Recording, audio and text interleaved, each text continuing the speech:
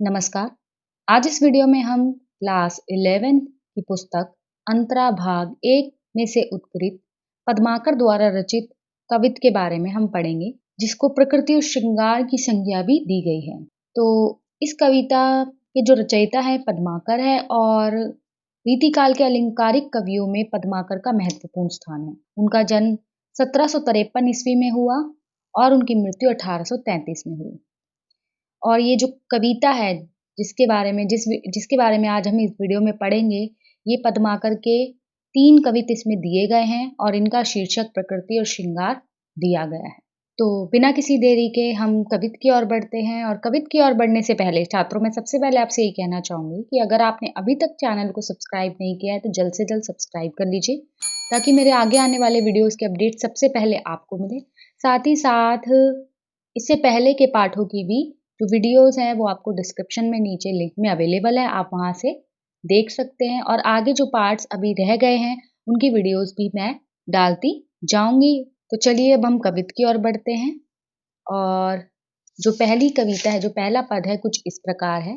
पहले पद में जो पद्माकर है, उन्होंने प्रकृति सौंदर्य का वर्णन किया है। प्रकृति का संबंध विभिन्न ऋतुओं से है। वसंत ऋतु जो है ऋतुओं का राजा है। वसंत के आगमन पर जो प्रकृति विहग मनुष्य दुनिया में जो सौंदर्य संबंधी परिवर्तन आते हैं, कवि ने इस पद में उसी को लक्षित किया है। तो हम इसकी व्याख्या करेंगे, सप्रसंग व्याख्या।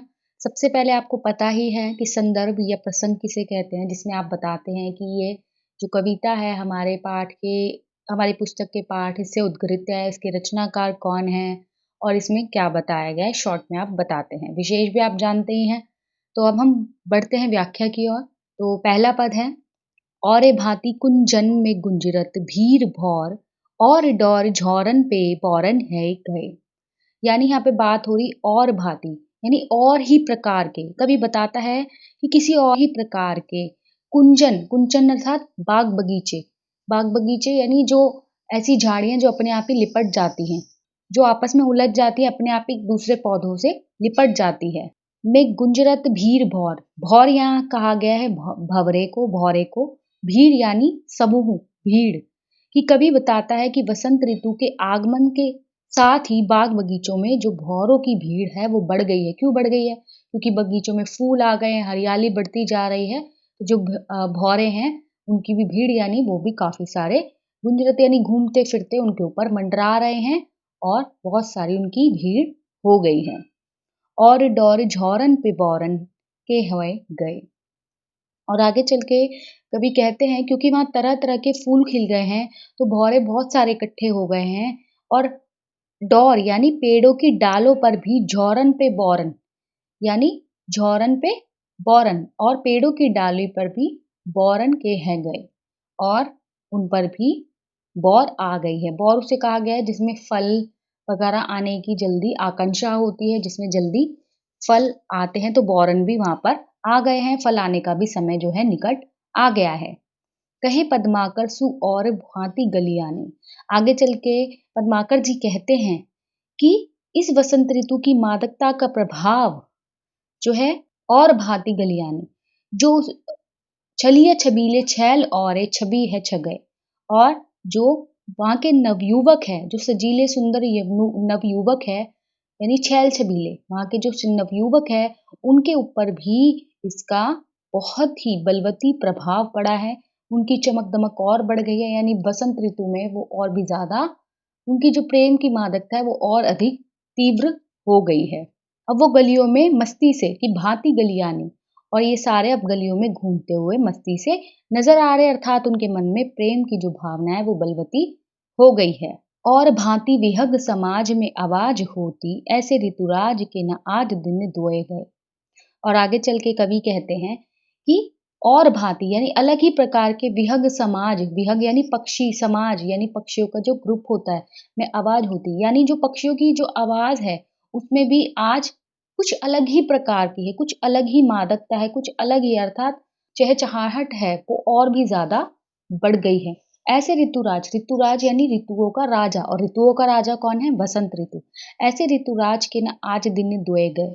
और आगे चल के पद्माकर जी कहते हैं कि अभी तो ऋतुराज वसंत को आए 2 दिन भी नहीं बीते कि आज सिर्फ दिन दुए गए, कि आज तो सिर्फ ऋतुराज को आए 2 दिन ही बीते हैं, अर्थात अभी तो सिर्फ बसंत का महीना जो है शुरू हुआ है, उसी में सबका ये हाल है।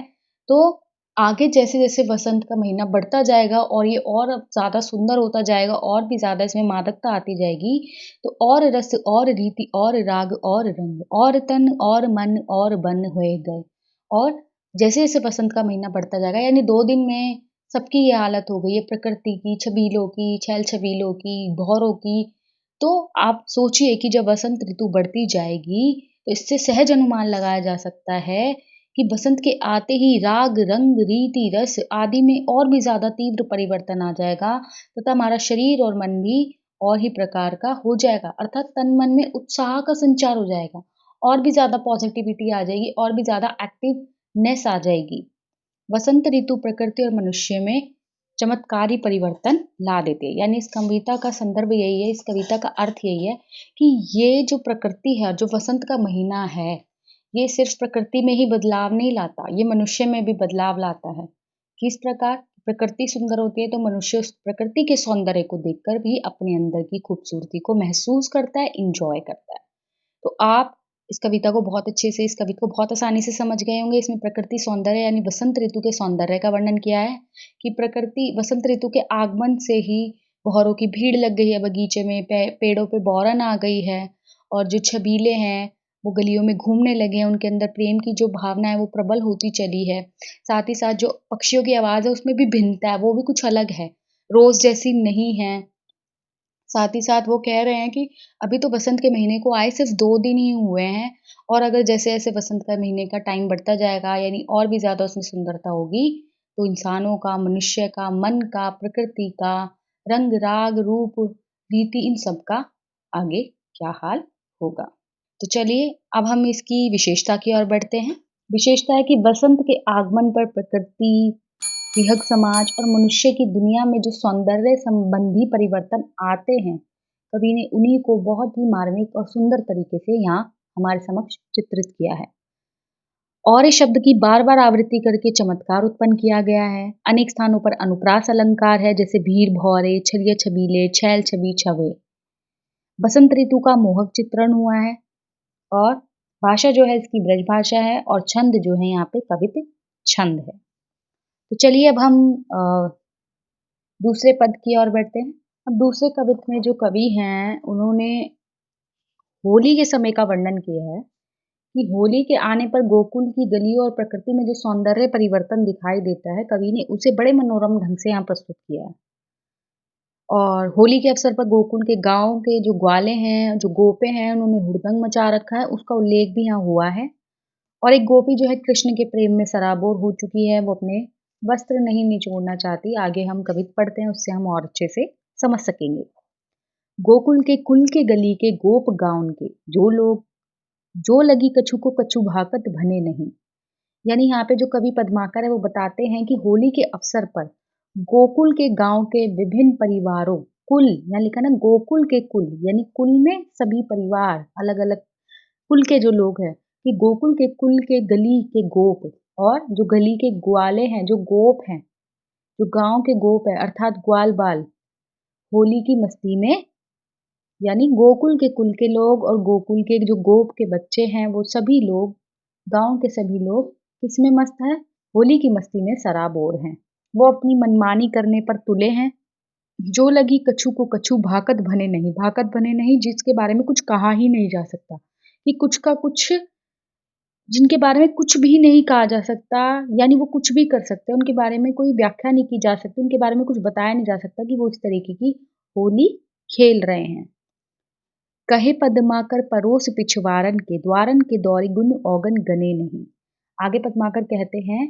कि पड़ोस पिछवारन के कि ये लोग जो होली खेल रहे हैं उनके बारे में बता रहा है कौन कौन लोग हैं कि पड़ोस के लोग हैं पड़ोस के पिछवाड़े के जो लोग हैं द्वारन के दौरी यानी वो अपने दरवाजों से दौड़ दौड़ कर आ रहे हैं कोई किसी के गुण अवगुण गने नहीं और कोई किसी के गुण अवगुण नहीं गिन रहा है यानी होली का त्योहार एक ऐसा त्योहार है कि सब अपने ईर्ष्या, बैर, भाव, वैमनस्य सब चीज़ों को भूलकर इस त्योहार का जो है आनंद लेते हैं। तो यहाँ पर भी जो पद्माकर जी है वो यही बता रहे हैं कि सब जो पड़ोस के लोग हैं, जो पड़ोस के पिछवाड़े के यानी पीछे रहने वाले लोग हैं, सब दौड़-दौड़ कर आ रहे हैं दरवाज़ों की ओर से और कोई किसी के गुण-अवगुण नहीं देख रहा है और सब भागे चले जा रहे हैं और सब होली खेलने के लिए तैयार हैं, सबके ऊपर होली खेलने के लिए धुन सवार है। "तौ लौ चलित चतुर सहेली याही कोऊ कहूँ, नीके के निचोरे ताहि करत मने नहीं।"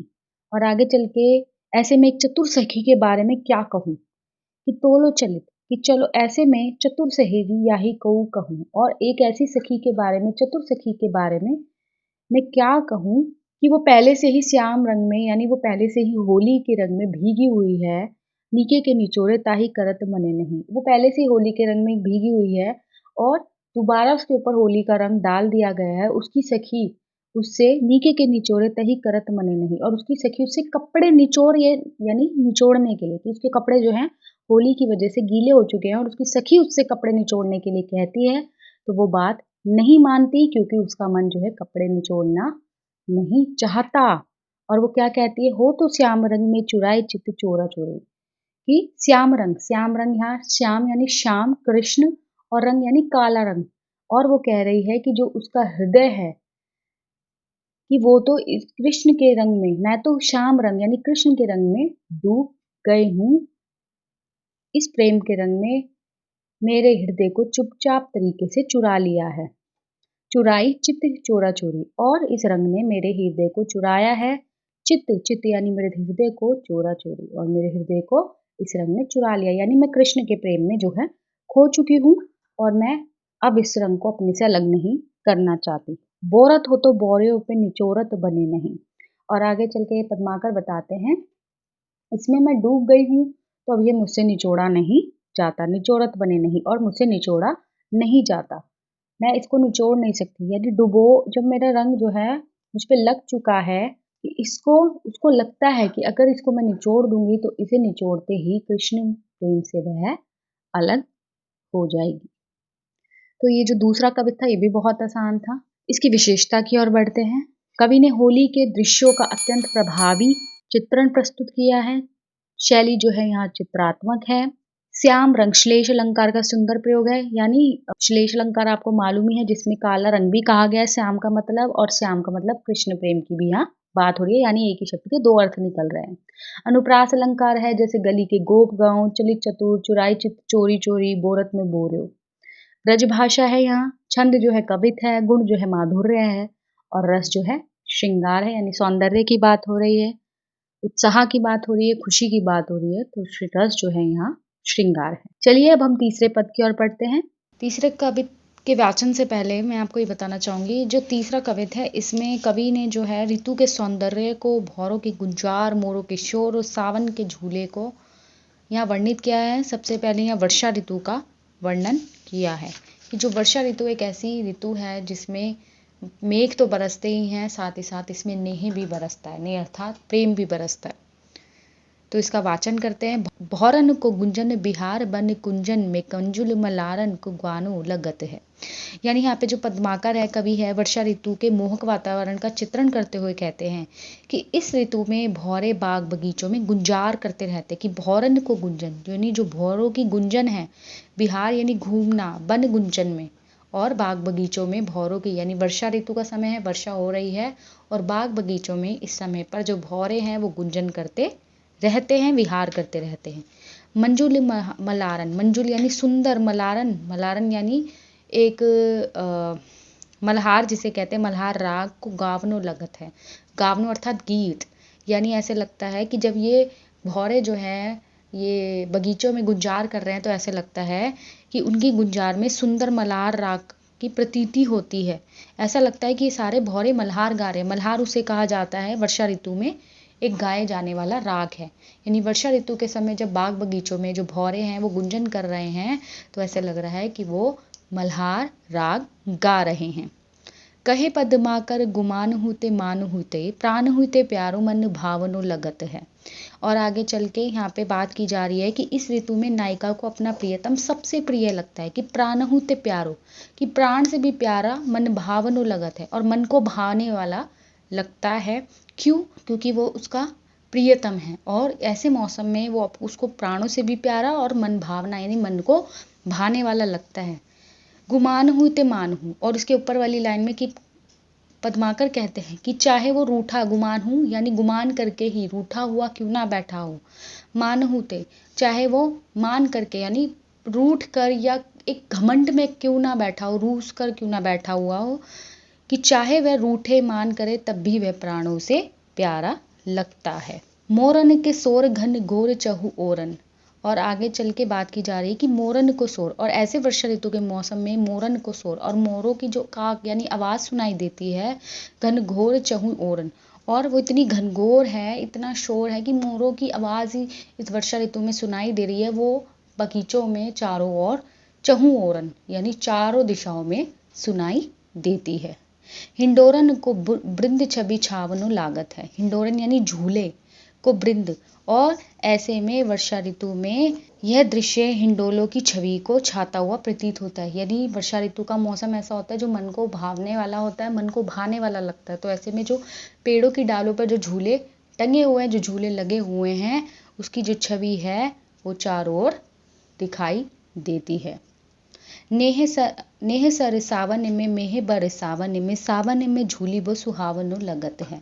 और आगे पद्माकर कह रहे हैं कि जो नेह है, जो प्यार है, वो सर सावन में और मेह बर सावन में, और वर्षा ऋतु में जो ये ऋतु है मन में प्रेम भावना उत्पन्न करती है, और यही कारण है कि वर्षा ऋतु के सावन मास में प्रेम बरसता है।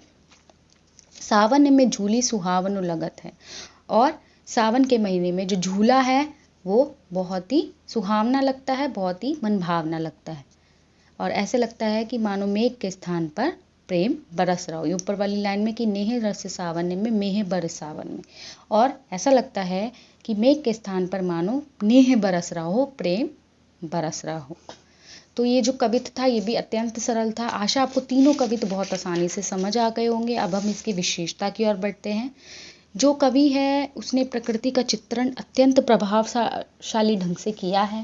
वर्षा ऋतु का अत्यंत मनोहारी चित्रण हुआ है।